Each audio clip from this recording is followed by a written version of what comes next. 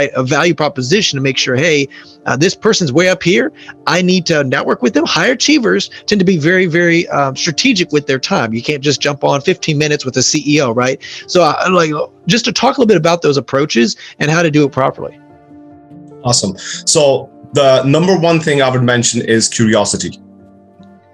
Be curious about them. Don't talk about yourself. Be interested in them, right? Don't try to be interesting yourself.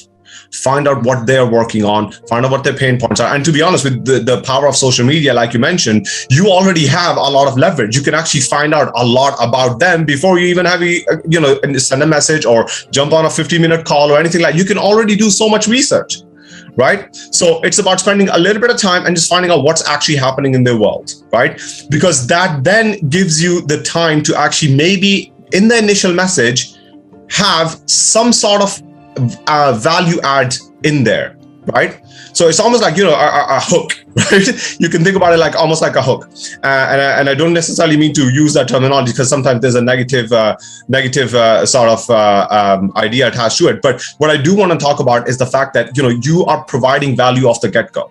You know there's something going on in the world, and so when you reach out, you come up with a value proposition right from the get-go. Okay, and it's not necessarily to get something back in a salesy sort of way, but you want to know what's happening in the world and what is it that you can help them with. What value can you provide? So one of the 3 core ideas that I talked about, it was care, value, and service. So show them that you care because you've done the research, you've looked into them, you've researched them, you find out what's happening in the world, what are the current events, what are they struggling with. You can already do so much research, right? And what's your value proposition, right? Like what can you do for them that will be of value to them, that will actually be beneficial to them?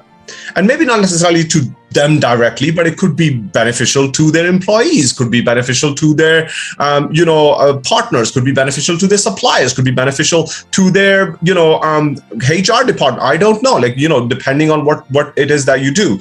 But it's about the value proposition that you can give them. Okay. All right. And the third thing is service, and is to show up and serve powerfully. So if you do get that 15-minute call, if you do get a chance to actually, have a conversation or anything like that, or you send a message and they do reply to your email, then serve powerfully.